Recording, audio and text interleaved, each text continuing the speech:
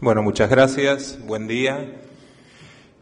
Desde ya hace bastante tiempo atrás, con Ricardo Bindi, que tuvo la gentileza de invitarme a este panel, con el cual me he reencontrado con personas conocidas y de mi afecto, hemos compartido la idea de reflexionar sobre cuál es el futuro.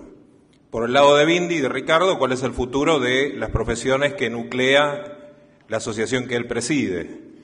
Y por el lado nuestro, ¿cuál es el futuro de nuestro claustro docente? ¿Cuál es el perfil de nuestro claustro docente para los próximos 10 años?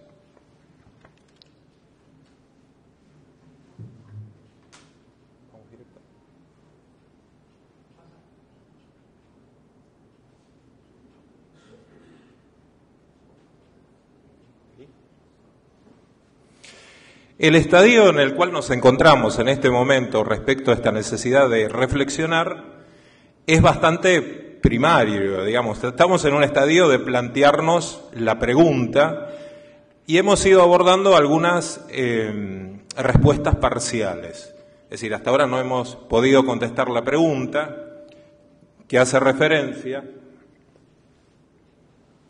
a cuál es el conjunto de conocimientos, capacidades, habilidades o actitudes que necesita tener un docente, o en el caso del tema que nos convoca en esta charla, un futuro profesional pensando precisamente en el futuro. Por la edad de los que están sentados aquí, muchos de ustedes posiblemente tengan hijos o sobrinos de 10 a 12 años, que serán, si siguen la carrera de ustedes, el futuro ingeniero en el 2030. Es decir, estamos pensando, gracias a Dios, con bastante anticipación, qué tipo de formación le vamos a dar a esas personas para cumplir su rol en la sociedad. Esa meta, digamos, tal vez un poco arbitraria, 2030, podría haber sido, como dijo Rodolfo, 2050, pero esa meta, digamos, veamos cómo vamos llegando a la misma, por ejemplo,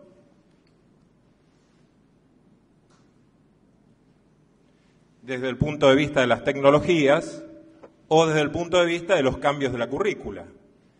Desde el punto de vista de la universidad, los cambios curriculares tienen un ritmo donde podríamos compararnos a la tortuga de la fábula. Y creo que todos los que estamos sentados acá sabemos que la tortuga gana en la fábula, en la vida real gana la liebre. Es muy difícil desde la universidad, desde el punto de vista curricular, ir acompañando los cambios tecnológicos que se van produciendo. Como bien comenta Rodolfo y dirán otros decanos, la universidad tiene la obligación de generar conocimientos, tiene la necesidad de actualizarse, pero nuestra dinámica, por nuestros propios, mecanismos, tiene otro ritmo. Y ese ritmo hace, no sé, Ricardo me dijo, hacelo muy gráfico todo esto, espero no ofender con los dibujitos, pero digamos, creo que es bastante claro que nuestra propia dinámica le cuesta mucho más ir acompañando los cambios. Debemos hacerlo, pero nos cuesta mucho más. ¿Está prendido? Nos cuesta mucho más, entonces, acompañar estos cambios. No sé si comparten o no la idea, si es un mito o no es un mito, pero seguramente cualquiera que recién egresa, y si se retrotraen los más jóvenes a su egreso, tal vez en nuestra época los cambios tecnológicos iban casi en la misma diferencial de velocidad con los cambios académicos, pero seguramente dirán, bueno, yo cuando me recibí no sabía todo lo que estaba pasando en el medio, no conocía determinada técnica, práctica o mecanismo que estaba en ese momento presente. De hecho, muchas de las demandas de los graduados recientes es precisamente la facultad no me formó en lo que necesito para desempeñarme. ¿Concuerdan o no concuerdan? Bueno, después hay un tiempo de pregunta, pero en general uno se siente como muy huérfano al recibirse respecto a qué es lo que va a hacer con su desempeño profesional. Muchas veces eso también es un poco la etapa en la que estamos viviendo esos 24, 25, 26 años. Ok, ¿qué se puede hacer con esto? Digamos, ¿qué le ponemos? nitrógeno, digamos, le ponemos a la tortuga, le atamos las patas a la liebre, digamos, ¿qué podemos hacer con esto?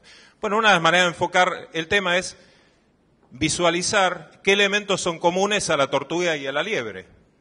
¿Qué hay de transversal en eso? Y podríamos dividir las competencias en función de la titulación de esta charla, es, bueno, ¿qué competencias son específicas del desempeño profesional? Y aquellas que son generales. Las generales van a ser transversales a las dos carreras. Las específicas podríamos hablar de la práctica profesional y de la teoría profesional que tenemos que enseñar en nuestras aulas. Nosotros nos estamos replanteando si tiene que haber un profesor de práctica y un profesor de teoría. La materia no es la misma. Seguramente ustedes recordarán algún ayudante de práctica y tal vez a los teóricos no fueron, porque muchas veces no son obligatorios. Es decir, esa dicotomía la universidad también se la tiene que analizar y se la tiene que repensar. Y no que la integración llegue a un examen final, nada más. Pero, ¿cuáles son los generales? Que es sobre lo que yo considero que debemos trabajar. Bueno, los generales pueden ser presentados de distintas maneras. Podemos decir responsabilidad respecto del futuro graduado, es lo que estaban comentando con respecto al tema ambiental. El tema de la curiosidad permanente, estar interesado en forma permanente en los nuevos descubrimientos, estar actualizado, venir a este congreso, ya significa un paso en el sentido que pensamos que es correcto, y desarrollar un pensamiento crítico. Ahora, ¿en qué momento se inculcan esas competencias generales? ¿En el 2030? ¿O hoy, en el 2015, en aquel alumno, en aquel hijo o hija que está en la casa de ustedes? ¿Cuándo se inculca el pensamiento crítico? ¿Cuando ingresa a la universidad? ¿O la universidad debería ya ir a buscar a su futuro alumno? Quizás integrándose con colegios de enseñanza media. Los colegios universitarios son un muy buen ejemplo. Digamos, estos elementos que ponemos como competencias generales no aparecen mágicamente y no todos llegan a desarrollarlos en igual medida.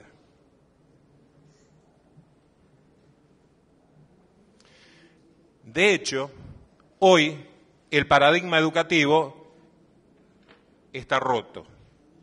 Hoy hay una gran tensión entre ¿qué?